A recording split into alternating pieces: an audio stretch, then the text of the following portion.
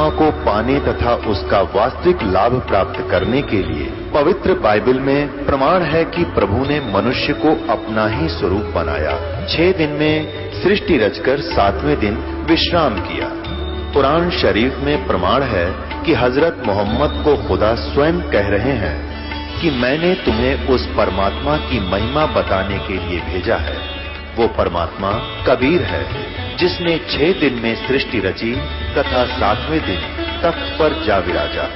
उसकी खबर किसी बाखबर से पूछकर तो देखो। कृपया अवश्य सुनिए जगत गुरु तत्वदर्शी संत रामपाल जी महाराज के अमृत वचन। सत साहिब दर्शकों, आज भेड़ चाल में चलने वाले तो बहुत हैं, परंतु कोई बिरला ही होता है जो सच्चाई को परख कर सत्य के मार्ग पर चलता है। विशेष तौर पर आजकल के शिक्षित युवा वर्ग का ये फर्ज बनता है कि वह सत्य आध्यात्मिक मार्ग पर चले। आज हम आपको पठानकोट पंजाब की रहने वाली नेहा अग्रवाल जी का अनुभव सुनाने जा रहे हैं, जो ज्ञान समझकर अब सच के रास्ते पर चल रही हैं।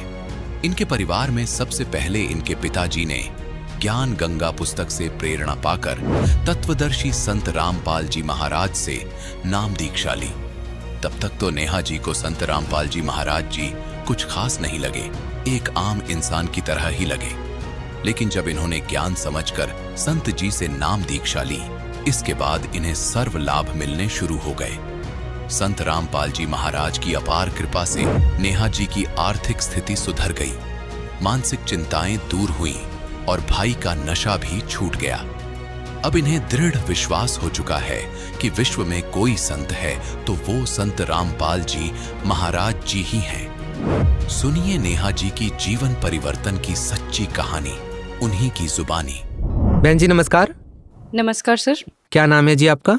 जी मेरा नाम नेहा अग्रवाल है। नेहा जी कहाँ से आए हैं आप? मैं पठानकोट पंजाब से आई हूँ। संत रामपाल जी महाराज से कब जुड़े आप? जी मैं संत रामपाल जी महाराज से 17 अप्रैल 2013 में जुड़ी थी। संत रामपाल जी महाराज से नाम दीक्षा लेने से पहले आप क्या भक्ति साधनाएं करते थे? सर संत रामपाल जी महाराज से जुड़ने से पहले हम अन्य देवी देवताओं की भक्ति करते थे, और जो मेरे पेरेंट्स थे हम भोलेनाथ जी के पुजारी थे कह सकते हैं आप। और मेरे पेरेंट्स सुबह 4 बजे उठ के मंदिर धोने जाते थे वहाँ पे, और यही हम सारी देवी देवताओं को पूछते थे, गुरुद्वारा जाते थे, और जो भी रिलीजियस प्लेसेस है हम वहाँ सब पे जाते थे। आप इतनी सारी परेशानियों से गुजर रहे थे, आपका परिवार इतने दुखों से घिरा हुआ था, तो फिर आपको संत रामपाल जी महाराज के बारे में कैसे पता चला?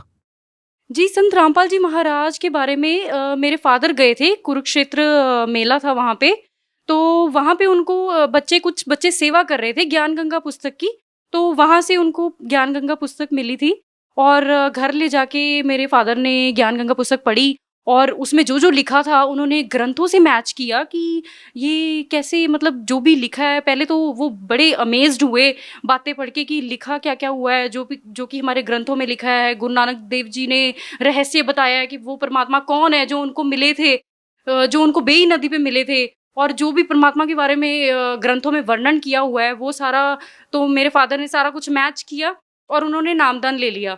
आप भक्ति पहले कर ही रहे थे, तो फिर आपने संत रामपाल जी महाराज से नाम दीक्षा क्यों ली?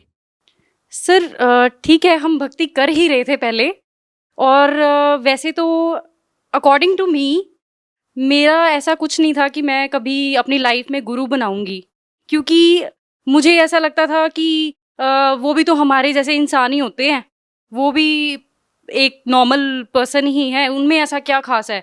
मुझे ऐसा लगता था कि मेरे फादर जो हैं, क्योंकि सबसे पहले मेरे फादर जुड़े थे संत रामपाल जी महाराज से, और उन्होंने नाम दीक्षा ली थी 2008 और 9 में आई गेस उनको ज्ञान गंगा पुस्तक मिली थी, कुरुक्षेत्र मेले में वो गए थे, तो उस दौरान उन्होंने ज्ञान समझा और उन्होंने नाम दीक्षा ली। बट जब वो घर पे आते थे हमें बताते थे, हमें कुछ नहीं पता लगता था, और मेरा इस चीज़ में बिल्कुल भी इंटरेस्ट नहीं था कि मैं ऐसे साधारण इंसान को, तो ऐसा कुछ नहीं था। नहीं, आप ऐसा क्यों मानते थे कि संत रामपाल जी महाराज साधारण इंसान हैं? आपके क्या विचार थे उस टाइम पर? देखिए, मुझे ऐसा लगता था कि इंडिया में इतने सारे गुरु हैं, ठीक है, तो वैसे ही संत रामपाल जी महाराज है, वो भी एक नॉर्मल इंसान है, तो मुझे तो ऐसे ही लगता था, मुझे उनमें कुछ खास नहीं लगा, क्योंकि ना ही मैंने उनका ज्ञान कभी सुना था, ना ही मैंने उनको देखा था कभी, ना ही मैंने उनके बारे में कोई नेम सुना था। ठीक है। तो आपको संत रामपाल जी महाराज खास नहीं लगे, इसलिए आप संत रामपाल जी महाराज को एक आम इंसान मानते थे। आपको संत रामपाल जी महाराज खास कब लगे? जी, मुझे संत रामपाल जी महाराज खास तब लगे, उसमें एक लंबी स्टोरी है, जो कि हमारा घर इतना बर्बाद हो चुका था, हमारा घर इतना बर्बाद हो चुका था कि मैं आपको बता नहीं सकती। हाँ, इट वाज 2008 कि मेरे फादर जो थे, उनके कोई फ्रेंड थे, ठीक है, वो आपस में बिजनेस डीलिंग करते थे। तो जिस दौरान क्या होता था कि हमने उनको सैलरी पे रखा हुआ था, मेरे फादर ने उनको सैलरी पे रखा हुआ था कि आप सारा हमारे ऑफिस का देखेंगे। तो ठीक है, वो काफ़ी अच्छा चलता रहा। बट एक मोमेंट ऐसा आया कि उन्होंने मेरे फादर को चीट किया, एंड उसी दौरान उन्होंने उन पे ब्लैक मैजिक किया। और उस दौरान क्या हुआ, मेरे फादर थोड़े अंडर डिप्रेशन आ गए और वो घर से चले गए। और ये सिलसिला 6 साल तक चला। ये मतलब हमने इतने दुख देखे इन 6 सालों में, इतने फाइनेंशियल क्राइसिस हमारे ऊपर आए हैं, और जो भी हमारी इन्वेस्टमेंट थी, हमारा टोटल बिजनेस लॉस हो चुका था। और इस दौरान मेरे फादर बहुत ही अंडर डिप्रेशन हो गए थे, और जो भी हमारी इन्वेस्टमेंट्स थी, हमारे पास गोल्ड था, वो भी हमने सेल आउट कर दिया। हमारे पास जो भी गाड़ियाँ वगैरह जो भी था हमारा, हम सब ग्राउंड लेवल पे आ गए थे, हम पूरी तरह से बर्बाद हो गए थे। तो जब संत रामपाल जी महाराज का मैंने नामदान लिया था, तो मैंने नामदान लिया, मेरे फादर ने ही हमें घर पे आके बताया था। पहले तो हम मानते नहीं थे। देखिए, हमने बहुत सारे श्रद्धालुओं से उनके विचार जाने हैं, और उन श्रद्धालुओं को संत रामपाल जी महाराज से नाम दीक्षा लेने के बाद बहुत सारे लाभ मिले हैं। आपका परिवार जब इतनी सारी परेशानियों से गुजर रहा था, इतनी सारी फाइनेंशियल प्रॉब्लम आपको थी, तो उन परेशानियों का समाधान कैसे हुआ? आपको उन परेशानियों से कैसे छुटकारा मिला? सर, जब हमने नामदान लिया और हमें नहीं पता क्या हुआ, क्या था, बस हमने सिर्फ भक्ति की। जो संत रामपाल जी महाराज ने हमें मंत्र दिए, हमने सिर्फ वो सच्चे दिल से वो मंत्र जाप किए, और हमारी मुसीबतें डे बाय डे कम होती गई। नेहा जी, क्या करते हैं आप? मैंने बैचलर्स इन साइंस किया है, and currently I am preparing for banking and other competitive exams.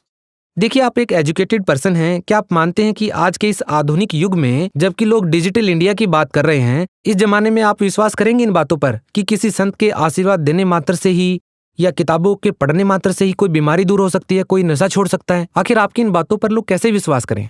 जी, पहले तो नहीं था, पर जैसे ही संत रामपाल जी महाराज से मैंने नाम दीक्षा ली है, तब से मेरे को दृढ़ विश्वास हो गया है कि पृथ्वी पे अगर संत है तो वो संत रामपाल जी महाराज हैं, और अगर किसी भी प्रॉब्लम का सॉल्यूशन कोई कर सकता है तो वो संत रामपाल जी महाराज ही कर सकते हैं, और कोई नहीं कर सकता, whether it is related to your health और एनीथिंग एल्स। नेहा जी, यदि संख्या के आधार पर किसी संत की पहचान हो, तो शायद हिंदुस्तान में ऐसे बहुत सारे संत हैं जिनकी लाखों करोड़ों की तादाद में फॉलोअर्स हैं। आप संत रामपाल जी महाराज को कहाँ पाते हैं? जी नहीं, बिल्कुल भी नहीं। अगर हम कहें कि किसी के फॉलोअर्स बहुत ज्यादा हैं और वही सही हो सकता है, ऐसा नहीं हो सकता। बिकॉज हमें राइट पाथ फॉलो करना है, हमें ये नहीं देखना है कि क्राउड कहाँ पे है।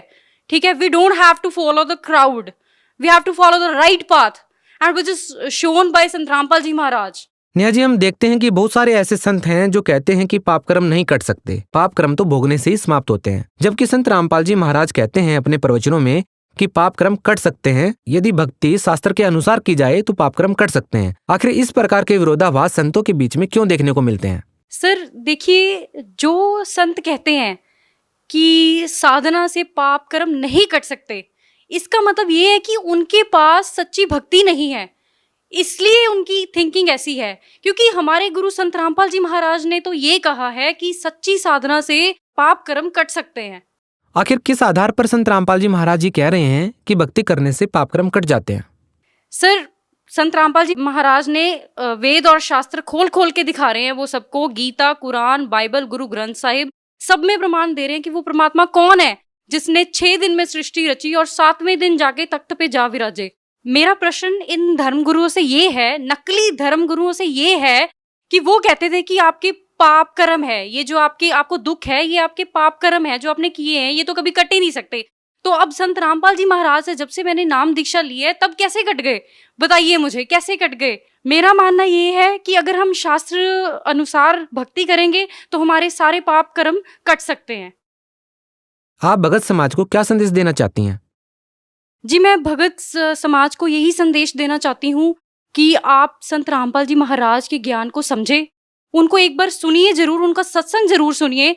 अगर आप नेगेटिव वे से भी देखना चाहते तो देखिए जरूर, वेदर इट्स पॉजिटिव और नेगेटिव, वो आपका अपना डिसीजन होगा कि आपको वो सही लगते हैं, वो गलत लगते हैं। आप देखो तो सही एक बार कि वो कह क्या रहे हैं, what he is trying to convey the message.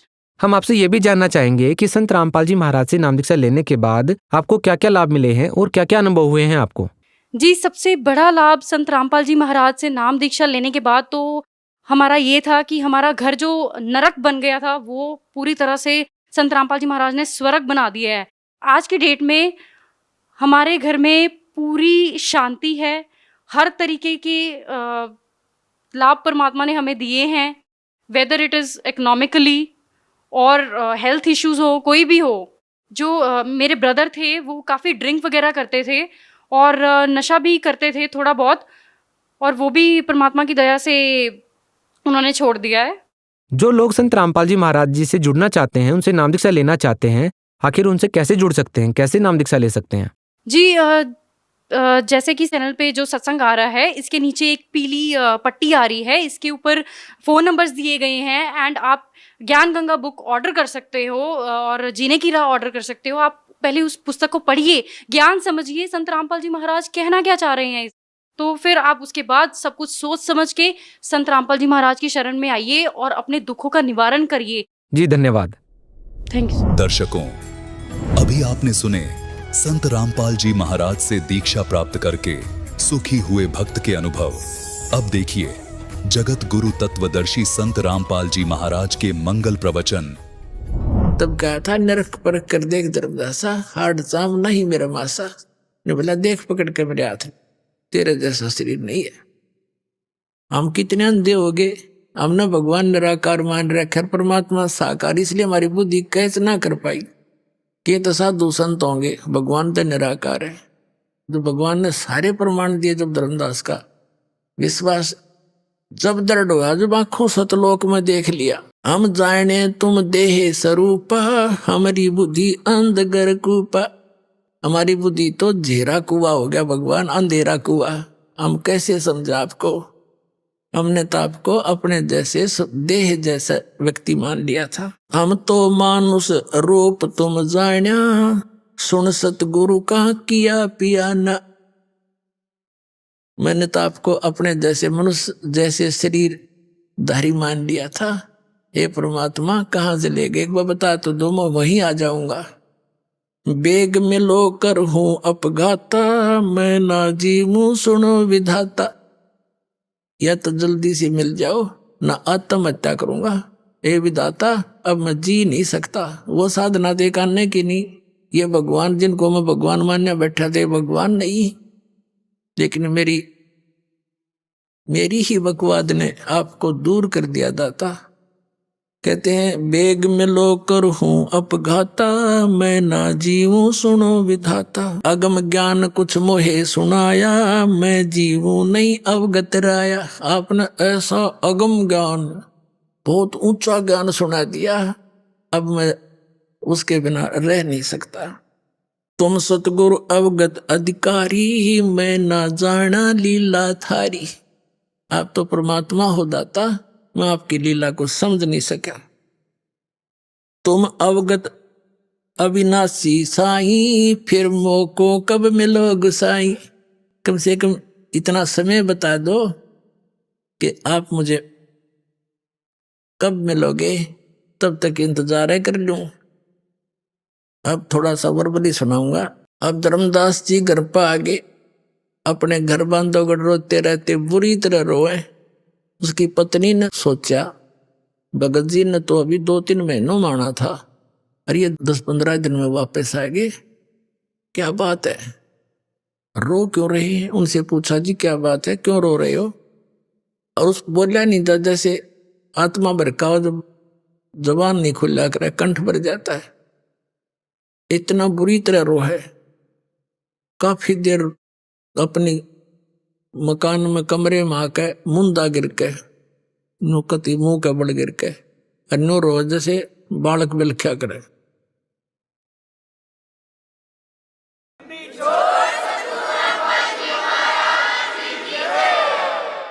अब उसकी पत्नी भी बैठकर रोने लग गई।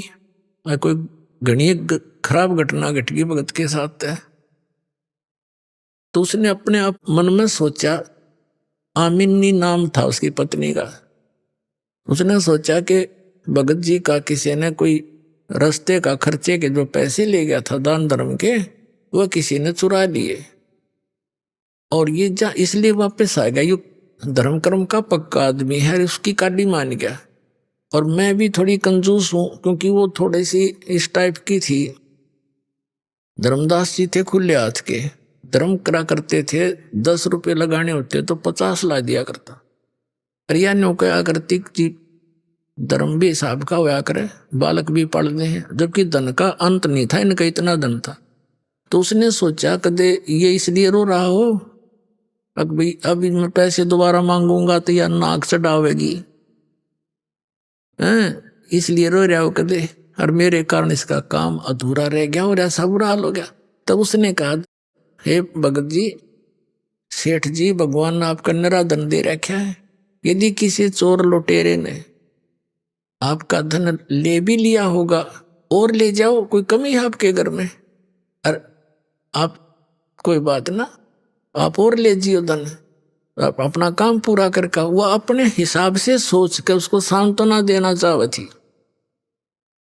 काफी देर रो रहा के जब मन हल्का हो लिया, बोलन जोगा गला होया, तब लगा बताने कि आमनी ये थी मेरा भौतिक धन नष्ट हो जाता तो कोई बात ना, मैं आपसे प्रार्थना करके जैसे तैसे अपना फेर काम कराता।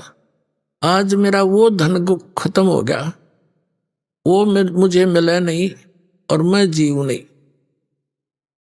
फिर उसने धीरे धीरे सारी कथा सुनाई।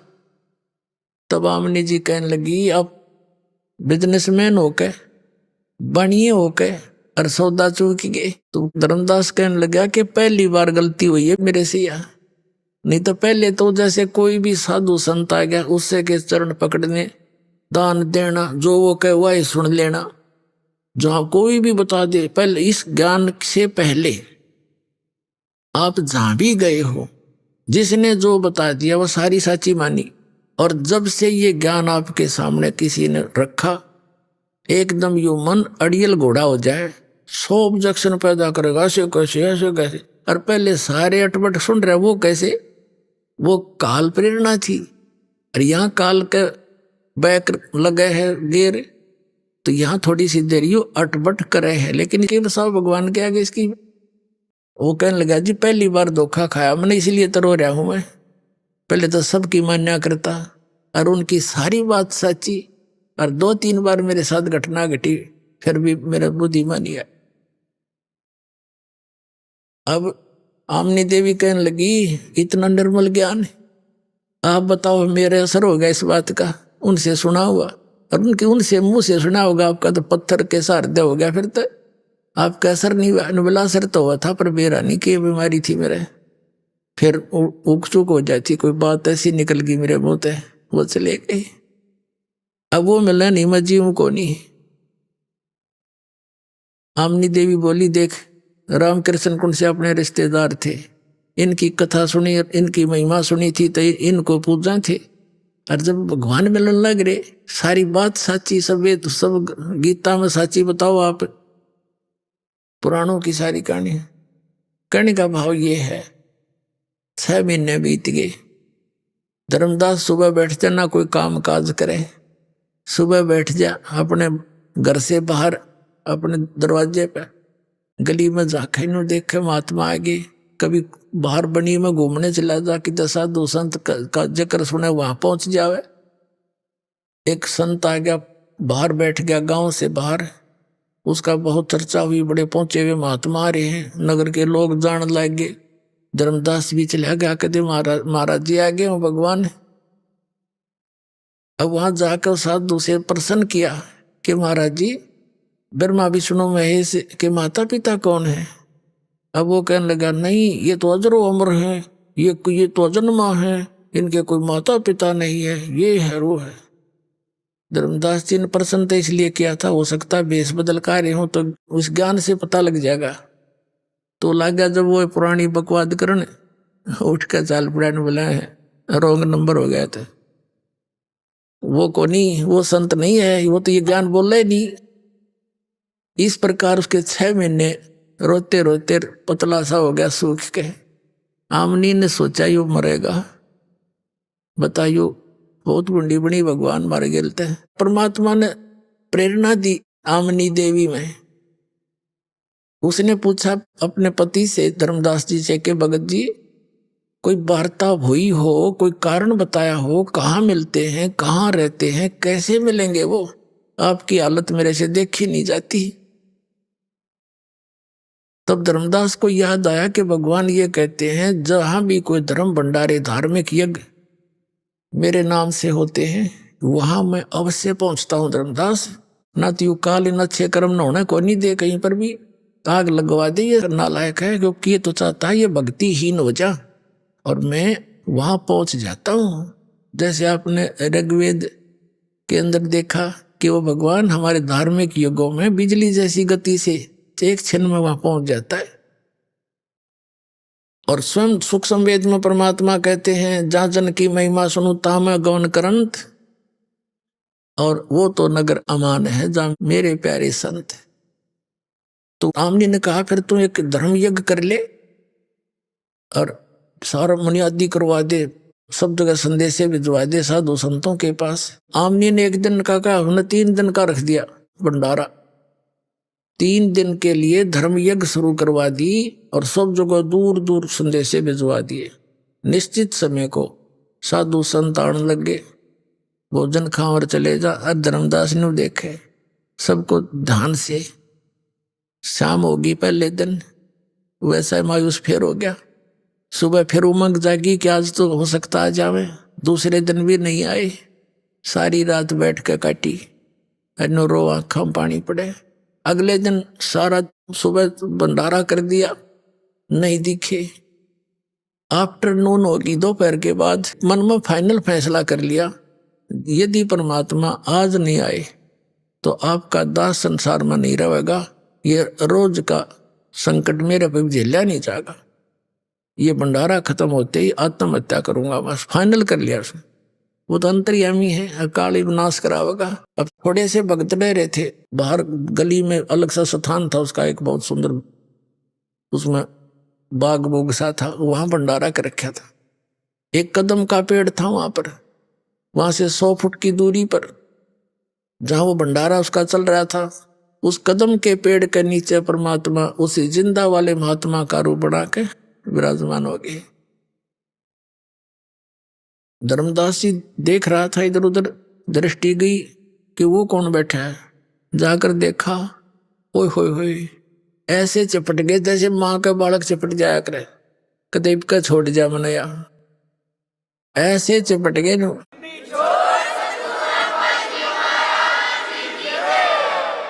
रो बुरी तरह, हे भगवान गलती होगी, माफ करो मुझे नीच को, अक्षमा करना मेरे दाता। अब के जो तुम कहोगे सारी मान लूंगा, आप घर पर चलो मालिक। तो परमात्मा ने कहा कि तू इनको सबने विदा कर दे, जितने रह रहे हैं, इनका आगे मेरा जिक्र ना करिए। अभी बताना नहीं, इनको बताना इसलिए नहीं चाह रहे थे परमात्मा कि ये 5-4 आड़े बैठ जाएंगे, फिर मैं कुछ कहूंगा ये उल्टा ठोक देंगे खुट्टा इसका, यानी इसको सिरे चढ़न नहीं देंगे ये नकली ज्ञान वाले। इसलिए कहा इन्हें तू डगा, सब ने विदा कर दे, भोजन करा जो ऐसे भी कर रहा है। सारा फटाफट कर दिया, फिर 2 मिनट में चाह चढ़ गया और घर ले आया।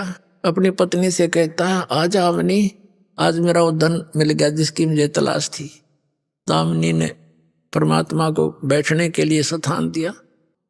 अब आमनी देवी कह रही है कि हे महाराज जी, आपका भगत तो बड़ी नरम आत्मा का था, आपके तरफ में ये तो बुरी तरह रोए गया, मैं सांत्वना देती रही, नहीं तो यू मर लेता।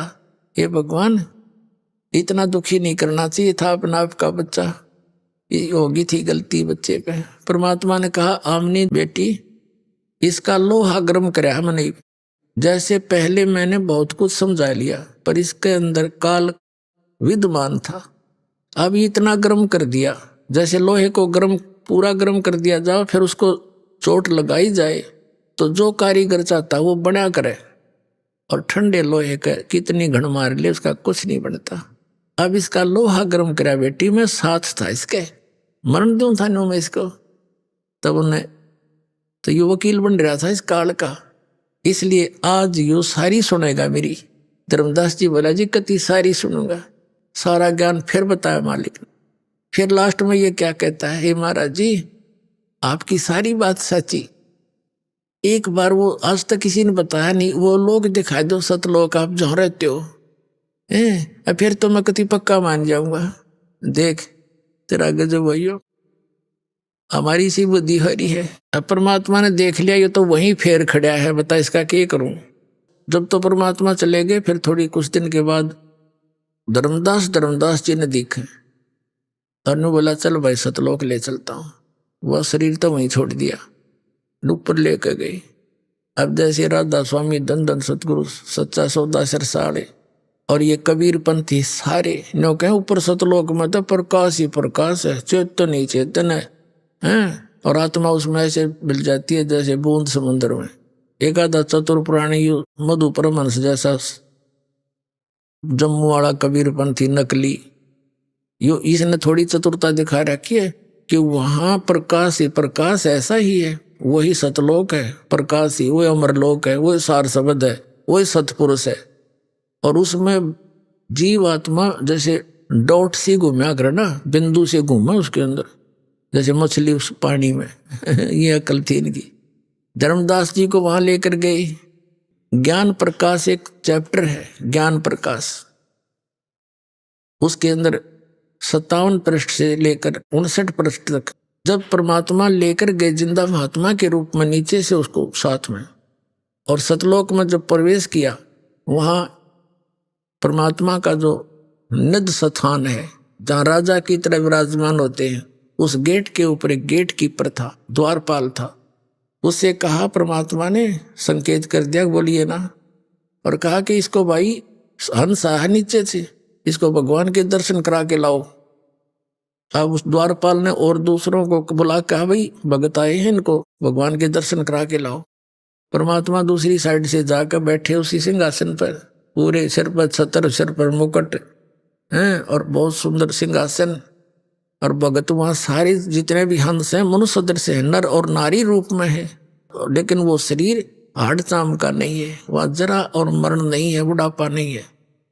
तो जाकर देखा धर्मदास ने कि ये है भगवान, अखा यही है, ये तो नीचे से मेरे साथ आए वही है, कि वही है, सारा कुछ यही है। जब धर्मदास रोया, बोलो सतगुरुदेव।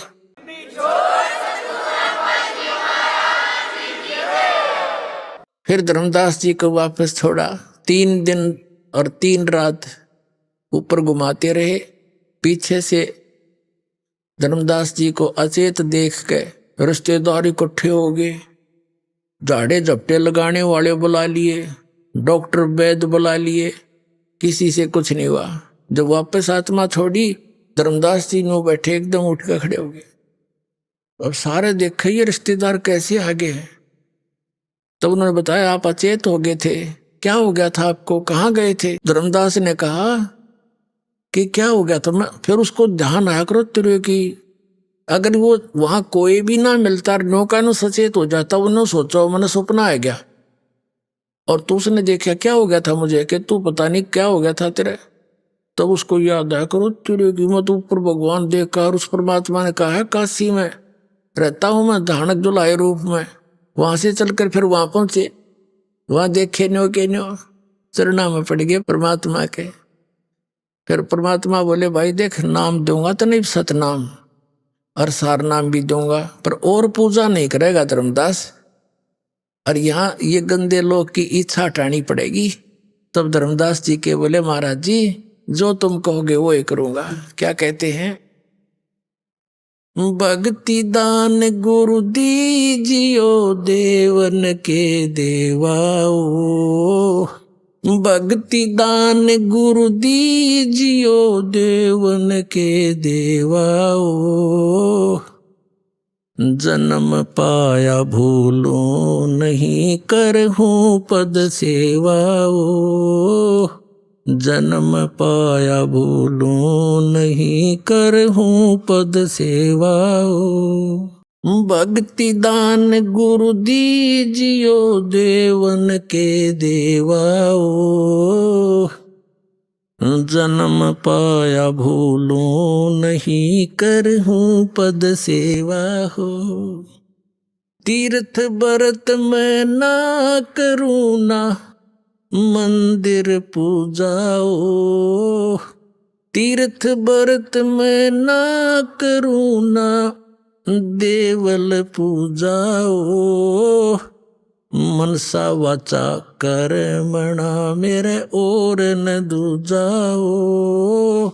मनसा वाचा कर्मणा मुझे और न दूजाओ। भक्ति दान गुरु दीजियो देवन के देवाओ।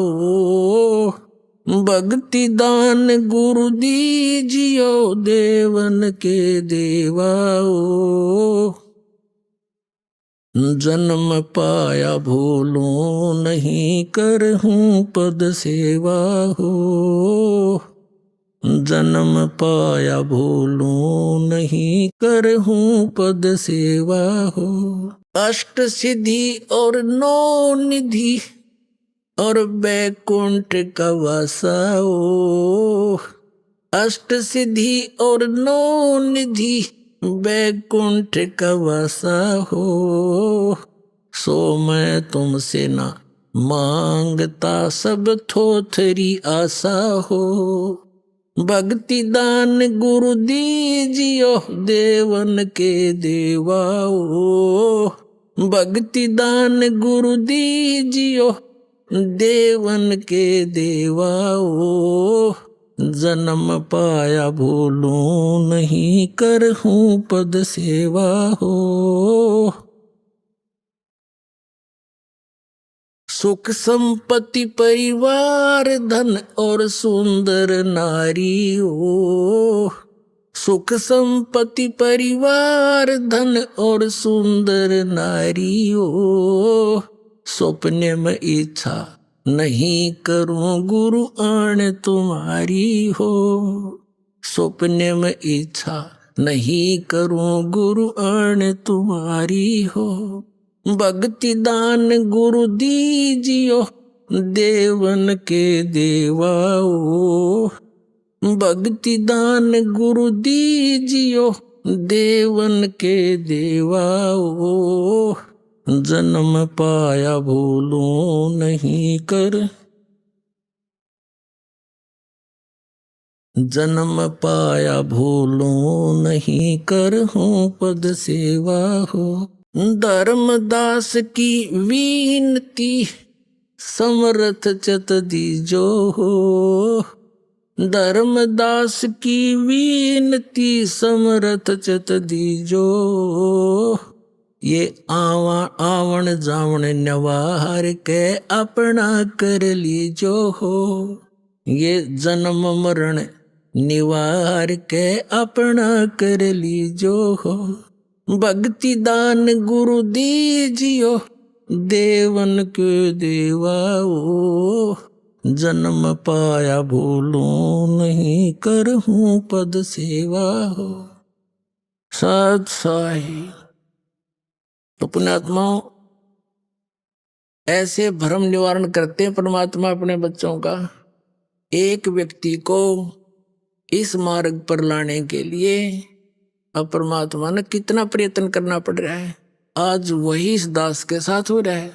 गला पड़ा लिया गांव गांव नगर नगर में जाके, पर हमारी कोई सुना नहीं था। पर ये दया होगी दाता की, वो ठीक का समय आ गया। पूरा विश्व पार होगा और ये नकली संत मैदान त्याग किया तो पलायन कर जाएंगे ना, स्वीकार कर लेंगे सच्चाई को। वो दिन दूर नहीं है। बोलो सतगुरुदेव।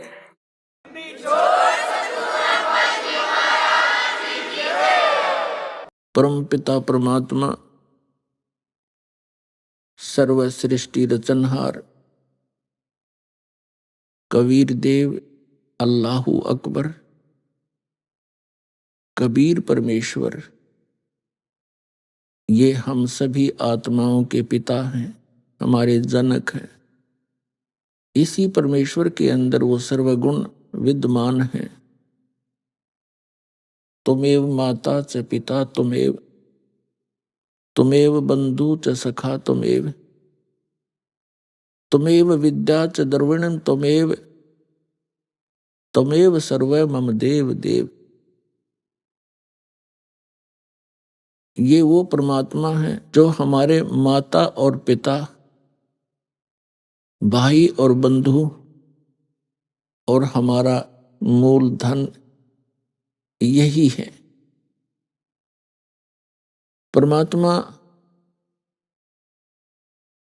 हमें यहां इस काल के जाल में दुखी देखकर इस काल के लोक में आते हैं। उस समय हम काल भगवान, जिसे ज्योत स्वरूपी निरंजन भी कहते हैं, जिसको सरपुरुष भी कहते हैं, इसी को ब्रह्म भी कहते हैं। वास्तव में ये सरब्रह्म है। इसने अपने नकली संत भेज गए,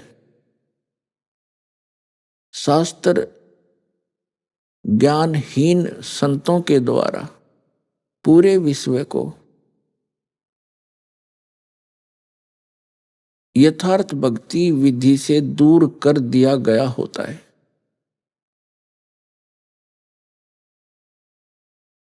अब ऐसा ये काल भगवान क्यों करता है?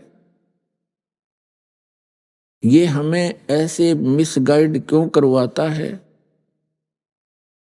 ये एक बहुत लंबी कथा है,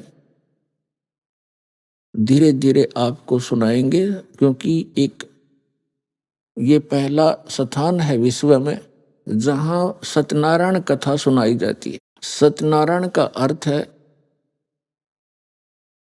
अविनाशी परमात्मा।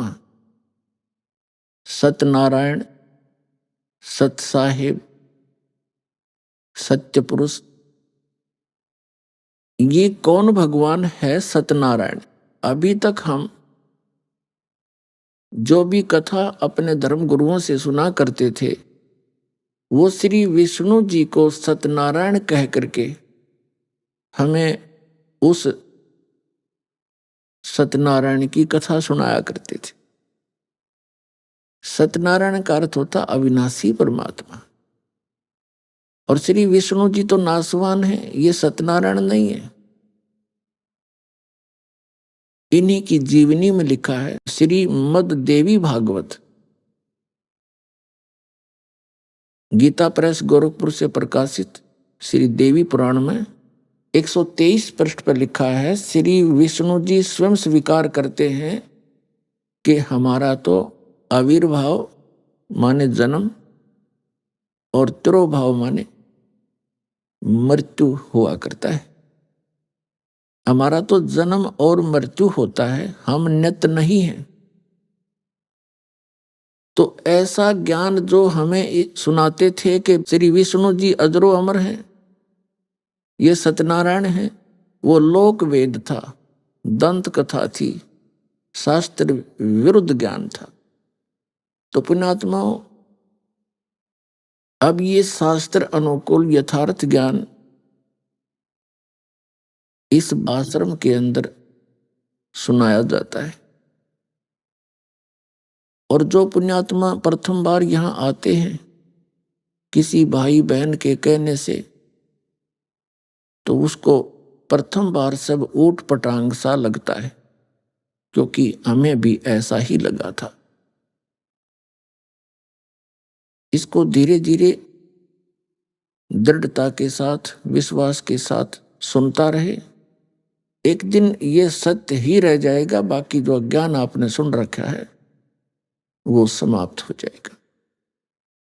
कोई भी ज्ञान है जो हमने बहुत वर्षों से सुना, वो घर कर गया, चाहे अज्ञान ही था, इसी प्रकार ज्ञान जब रह रह कर सुनेंगे तो ये अज्ञान हटा कर अपना स्थान बना लेगा।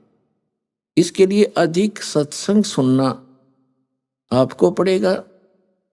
उसके लिए आप यहाँ भी आए, यहाँ नहीं आ सके उस समय यहाँ से आप DVD ले जाएं, CD ले जाएं, पुस्तक ले जाएं, स्वाध्याय करो, सत्संग सुनते रहना। फिर एक दिन आपके हृदय में एक विशेष रोशनी होगी, प्रकाश होगा इस तत्व ज्ञान का। फिर आपको ऐसा महसूस होगा जैसे कबीर साहब कहते हैं, तारा मंडल बैठ कर ये चांद बड़ाई खावे, उदय भया जब सूरज का सो तारों छुप जावे। जिनको तुम सत्यनारायण माना करते थे आप जी, और जिनकी पूजा किया करते थे मोक्षदायक जानकर, आपको फिर इस तत्व ज्ञान की रोशनी में ऐसा हो जाएगा जैसे सूर्य उदय होने के बाद चांद और सितारे ओझल हो जाते हैं और रात्रि के समय वही टिमटिमाते सुंदर लग रहे थे। अब वो विद्यमान भी हैं लेकिन उनका अस्तित्व नहीं रहा, यहां उनका औचित्य समाप्त हो गया सूर्य के प्रकाश में। तो परमात्मा कबीर जी द्वारा दिया गया ये यथार्थ ज्ञान, ये अध्यात्म का सूर्य समझो। और जो अन्य ज्ञान आपने सुने थे, वेद ज्ञान को चांद समझो, अन्य जो पुराण वगैरह या अन्य उपनिषद वगैरह उनको सितारे समझो, और कबीर परमात्मा के ज्ञान को सूर्य समझो। अब कुछ दिनों में ही आप देखेंगे विश्व में पूरा विश्व परमात्मा के इस ज्ञान से परिचित होकर हाथ मिला करेगा, दांतों तले उंगली दबाएगा कि सचमुच ये कैसा मजाक हमारे साथ हो रहा था। अभी तक तो आप जी ने इस मनुष्य जीवन की कीमत का ज्ञान नहीं। जब आपको इस मनुष्य जीवन की वैल्यू का पता लगेगा तब और घना पश्चाताप बनेगा। अभी आपने सुने संत रामपाल जी महाराज के मंगल प्रवचन। आइए अब सुनते हैं संत रामपाल जी महाराज से नाम दीक्षा लेकर सतभक्ति करके अद्भुत लाभ प्राप्त करने वाले अनुयायी के विचार। दर्शकों, क्या आप जानते हैं कि एक ऐसा भी स्थान है जहां कभी जन्म मृत्यु नहीं होती?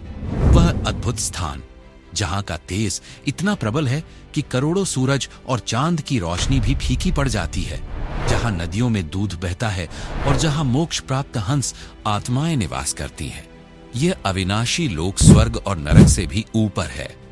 तो आखिर ऐसा क्या हुआ जब दिल्ली के सोनिया विहार के रहने वाले चंदन शाह जी के साथ कि इस अमर लोक के दर्शन करना सुलभ हो गया?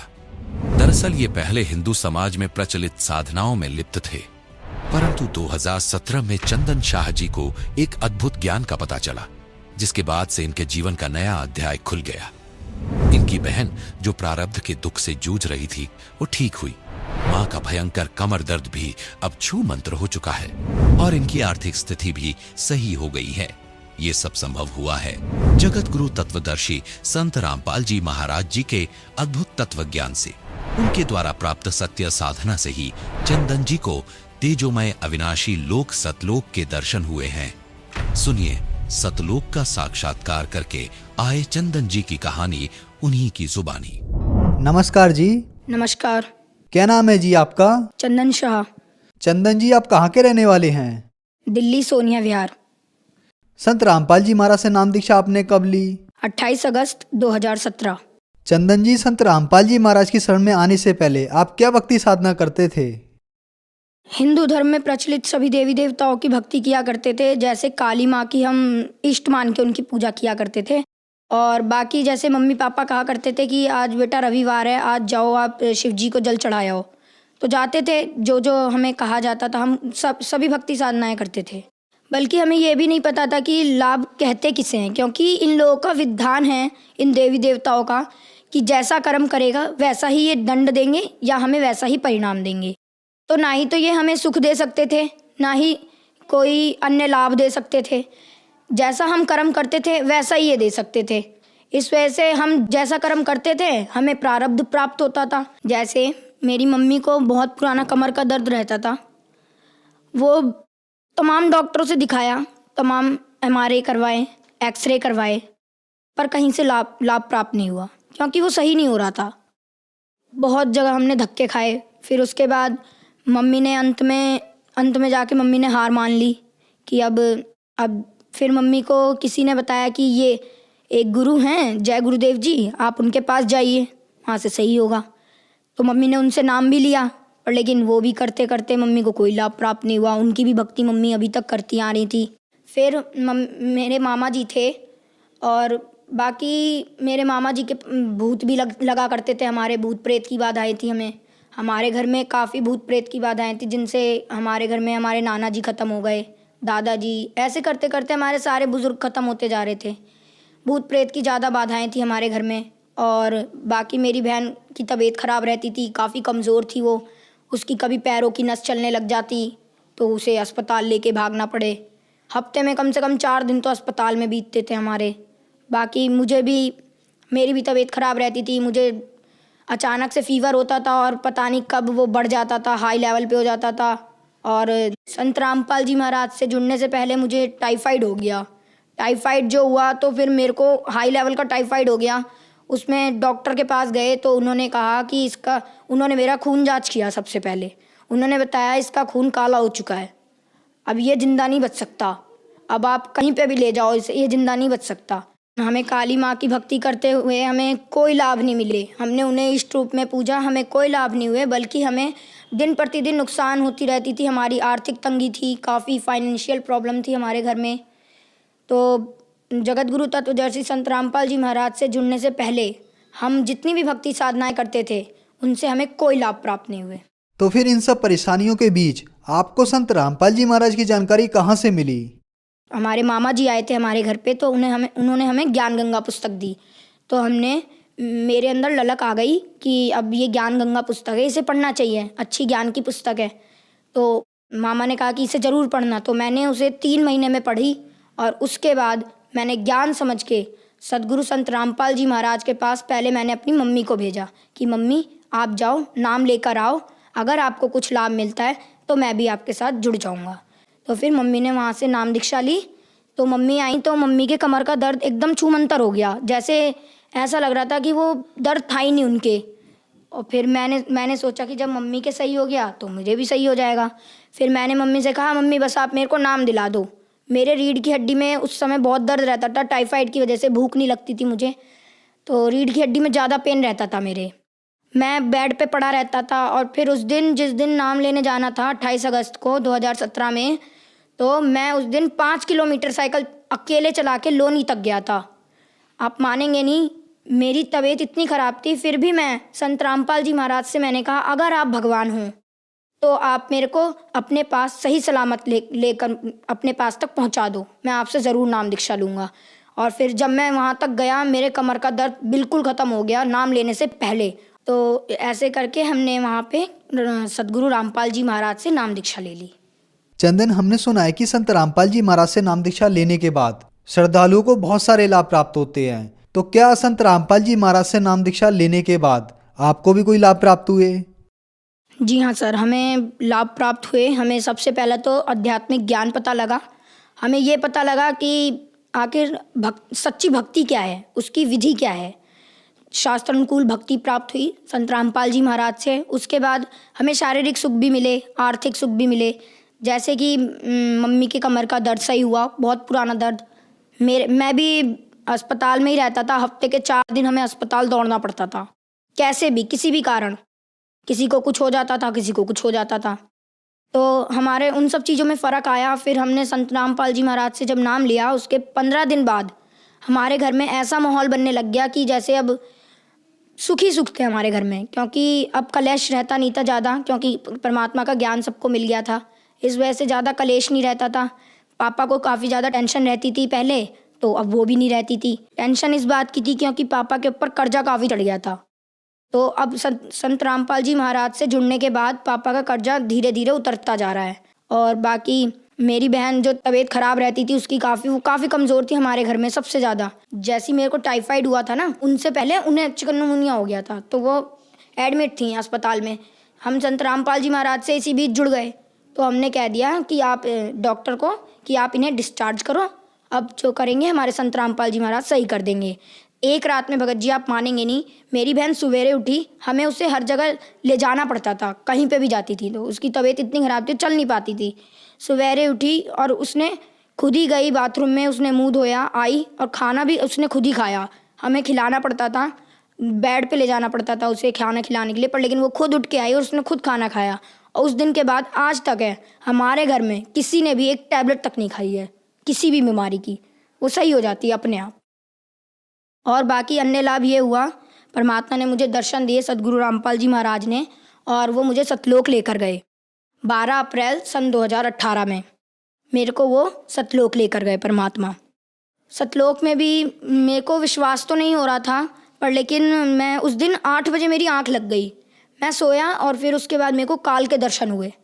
मैं काफ़ी डर गया। मैं 10 बजे उठा, 10 साढ़े 10 के करीब उठा मैं, और फिर उसके बाद मेरे को नींद नहीं आई 1:30 बजे तक, क्योंकि मैं काफ़ी डर गया था। मैं सतनाम का जाप करता रहा। मेरे को फरवरी में मिल गया था सतनाम का जाप, 25 फरवरी को, और मैं सतनाम का जाप करता रहा 1:30 बजे रात तक, करता रहा। ऐसे करते करते 1:30 बजे मेरे को अपने आप नींद आ गई। उसके बाद जगत गुरु तत्वदर्शी संत रामपाल जी महाराज ने मुझे दर्शन दिए। उनके मतलब उन्होंने जब दर्शन दिए तो उनके शरीर के आगे पीछे रोशनी सी चल रही थी, चक्कर सा था। तो उन्होंने क्या किया, उन्होंने ऐसे करके हाथ बढ़ाया, तो हाथ बढ़ाया, मैंने उनका हाथ पकड़ा, उन्होंने मेरे को खींच लिया। उन्होंने जो खींचा तो ऐसे लगा मैं जो उनके शरीर के आसपास की रोशनी थी मैं उसमें समा गया। अंदर जब गया तो मैंने देखा आत्माएं कहीं इधर उड़ रही हैं, कहीं इधर उधर मतलब विचरण कर रही हैं, और वहाँ का बहुत अच्छा मौसम, वहाँ ना ही सूरज ना ही कुछ, वहाँ वो प्रकाशित लोक था बस। वहाँ पे हर आत्मा के शरीर से रोशनी निकल रही थी।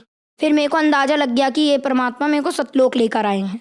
फिर उसके बाद संत रामपाल जी महाराज मेरे को सतलोक में मिले, और उन्होंने मेरे को जहाँ कबीर जी का आसन है वहाँ पर लेकर गए। वहाँ पर एक बहुत से बड़े गोमज में बीच में परमात्मा जैसे राजा होता है वैसे बैठे हुए थे सिंहासन पे, और उसके बगल में दरबारियों की तरह, जैसे हमारे संत गरीबदास जी महाराज, रामदेवानंद जी महाराज, चितानंद जी महाराज, जितने भी गुरु हमारे गुरु जी से पहले हुए, संत रामपाल जी महाराज से पहले, वो सब दरबारी की तरह बैठे हुए थे वहाँ पे। मैंने कबीर जी को दंडवत प्रणाम किया। उतने में वहाँ पे एक आत्मा आई, तो कबीर जी ने कहा कि ये नए मेहमान हैं, इन्हें सतलोक घुमा दो।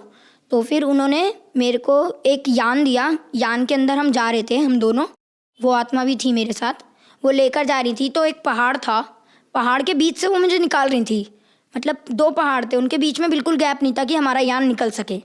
तो मैंने कहा कि आप मुझे मत निकालो, मैं मर जाऊँगा, क्योंकि यहाँ गैप नहीं है, अब इतनी सी जगह में हम कैसे निकलेंगे।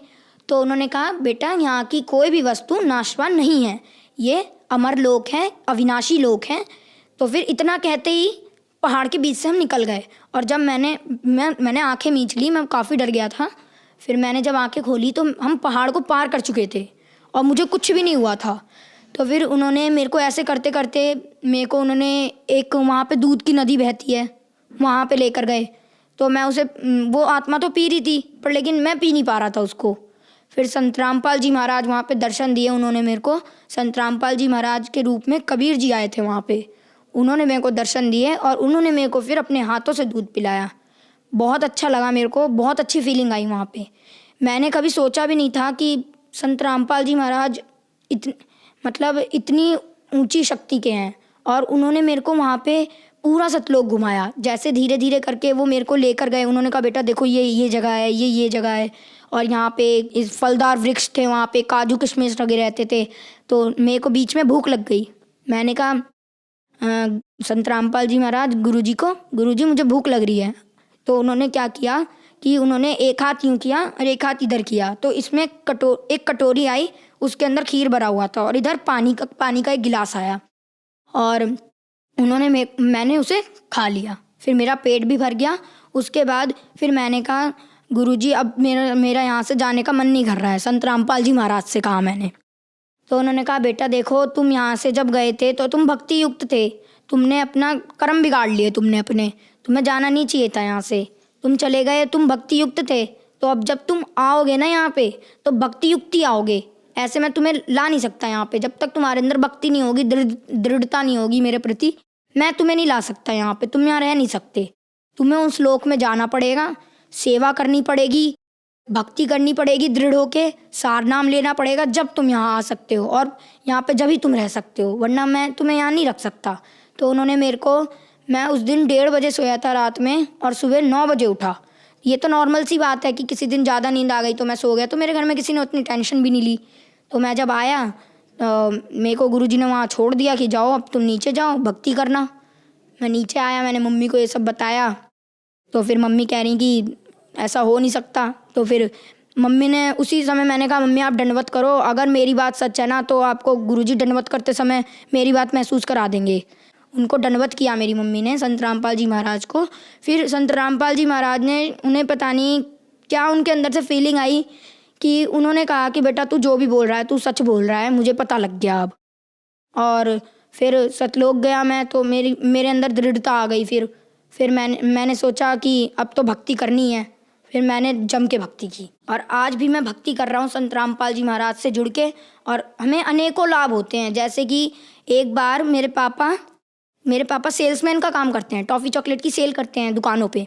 वो आ रहे थे, रास्ते में एक ट्रक आया, ट्रक का पीछे का कुंडा था वो पापा के साइकिल के थैले में फंस गया, तो थैले का सामान तो बिखर गया, साइकिल को कुछ नहीं हुआ, नहीं पापा को कुछ हुआ, बस थैले का सामान बिखर गया। और उतने में वो ट्रक वाला आदमी बाहर आया और उस ट्रक वाले आदमी ने कहा कि आपको जितने भी पैसे चाहिए हो आप मुझसे ले लो, पर लेकिन मुझे छोड़ दो। पर फिर पापा ने कहा कि हमारे गुरुजी संत रामपाल जी महाराज का नियम है, हम आपसे फजूल पैसे नहीं ले सकते, कोई बात नहीं, आप देखने आए हमको यही बहुत है, वरना कोई और तो देखने भी नहीं आता। तो फिर वहाँ से परमात्मा ने पापा की जान बचाई। संत रामपाल जी महाराज से नाम दीक्षा लेने के बाद आपको बहुत सारे लाभ मिले। पहले आप हॉस्पिटलों के चक्कर लगाते रहते थे, जिससे आपके घर की आर्थिक स्थिति खराब हो गई। आपको और आपकी बहन को संत रामपाल जी महाराज ने ठीक किया। इसके बाद संत रामपाल जी महाराज आपको सतलोक लेके गए और सतलोक के दर्शन कराए। तो जो लोग आज आपको देख रहे हैं, आप उन्हें संत रामपाल जी महाराज के बारे में क्या कहना चाहेंगे? देखिए, मैं संत रामपाल जी महाराज के बारे में जितना कह सके उतना ही कम है, क्योंकि ये एक परमात्मा के स्वरूप हैं और ये कलयुग में उतरे हैं हमारे मुक्तिदाता के रूप में। ये राइट टाइम है, आप आइए, भक्ति कीजिए और पार हो जाइए। मैं संदेश तो दे नहीं सकता, पर लेकिन मेरी रिक्वेस्ट है आप सभी से, ऑल सिटीजन से, कि आप आइए। ये राइट वे ऑफ वर्शिप देते हैं संत रामपाल जी महाराज, सबसे अच्छा तरीका वर्शिप का, और प्रमाणित भक्ति देते हैं विद प्रूफ, हर चीज़ को वो प्रूफ के साथ बताते हैं। तो आप आइए, संत रामपाल जी महाराज से नाम दीक्षा लीजिए और अपना कल्याण करवाइए। चंदन, संत रामपाल जी महाराज से नाम दीक्षा कैसे ले सकते हैं? संत रामपाल जी महाराज से दीक्षा लेना काफ़ी आसान है। जैसे कि संत रामपाल जी महाराज के विभिन्न चैनलों पे सत्संग चलते हैं, उसके नीचे एक पट्टी चलती है, उस पर सतलोक आश्रम के कॉन्टैक्ट नंबर्स आते हैं, उनमें आप कांटेक्ट करके उन भक्तों से अपना नज़दीकी नामदान केंद्र का पता जान सकते हैं। धन्यवाद।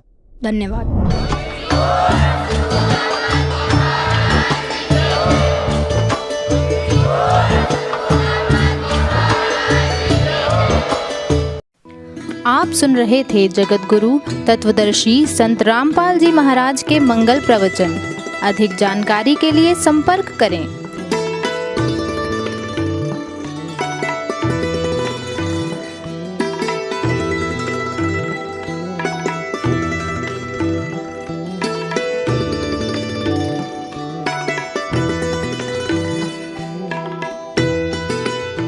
जगत गुरु तत्वदर्शी संत रामपाल जी महाराज जी के पावन सानिध्य में भक्ति की अलख जगाने तथा श्रद्धालुओं को सत्य भक्ति मार्ग का रास्ता दिखाने हेतु कनाडा के लोकप्रिय channel the TV NRI channel पर जगत गुरु तत्वदर्शी संत रामपाल जी महाराज जी के मंगल प्रवचनों का प्रसारण प्रतिदिन सुबह 7:30 बजे से 8:30 बजे तक तथा रात्रि 7:30 बजे से 8:30 बजे तक किया जा रहा है। इस सत्य भक्ति मार्ग को अपनाने के लिए अधिक से अधिक सत्संग प्रसारण देखें। इस सत्संग प्रवचन का सीधा प्रसारण संत रामपाल जी महाराज लाइव सत्संग YouTube चैनल और जगत गुरु संत रामपाल जी महाराज Facebook पेज पर भी देख सकते हैं।